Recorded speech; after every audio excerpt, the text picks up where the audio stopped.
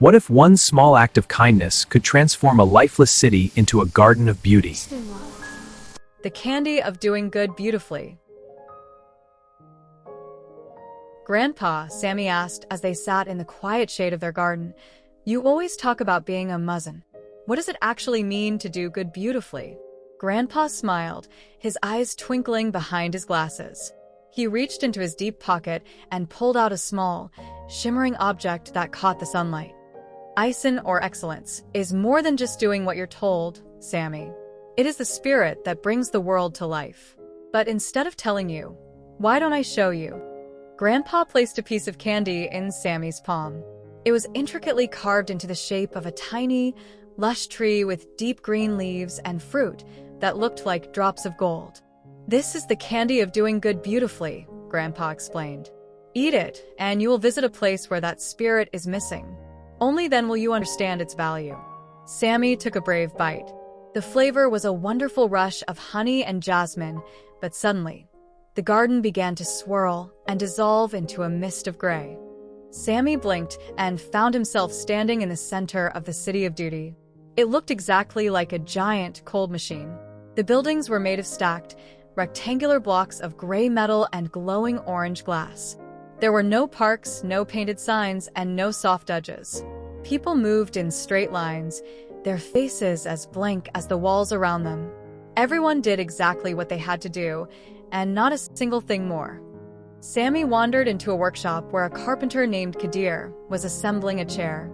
The wood was gray and covered in rough splinters that looked painful to touch. "Excuse me," Sami said softly, "aren't you going to sand the wood or polish it so it's smooth?" Kadir didn't look up from his hammer. "The chair is for sitting," he grunted. "It holds weight. That is the requirement. Polishing is extra effort, and I only do what is required." Further down a long, orange-lit hallway, Sami saw a traveler struggling with 3 massive, bulging suitcases. A man stood just a few feet away, watching him stumble. "The exit is 50 paces forward and to the left," the man said in a flat voice. "Can't you help him carry one?"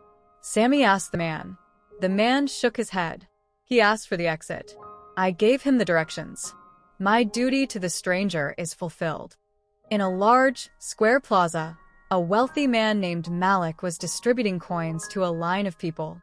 He dropped the money into a poor man's bowl without ever looking at the man's face or offering a word of comfort. "I have calculated the exact percentage of my wealth that must be given," Malik said when Sami questioned his coldness. "I have handed over the coins. The law is satisfied. Why should I waste a smile when the debt is paid?" Sami felt a heavy, cold sadness in his chest. This city was functional, but it felt dead. He sat down by a fountain made of a single block of dark stone. The water didn't splash or dance. It only dripped in a slow, boring rhythm. There he met a little girl named Layan.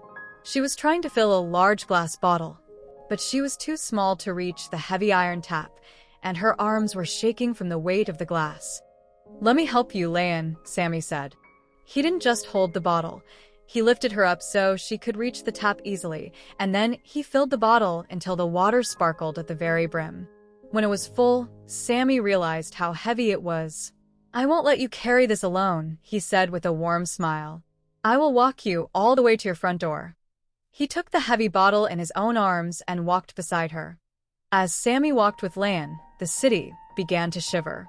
The harsh orange glow of the windows softened into the color of a sunset. Green vines began to climb the gray metal walls, and bright blue flowers bloomed from the cracks in the pavement. The air suddenly filled with the scent of jasmine. By choosing to do more than what was required, Sami had breathed life into the city. The City of Duty was transforming into the City of Ihsan. With a sudden shimmer of light, Sami was back in his own garden. Grandpa was still there, waiting. "I saw it, Grandpa," Sami whispered. "Without Ihsan, the world is just a machine. It works, but it has no heart." Grandpa nodded, patting Sami's shoulder. "Exactly, my boy. Ihsan is worshipping Allah as if you see him. When you do everything with excellence and love, you aren't just following rules. You are making the world beautiful for him."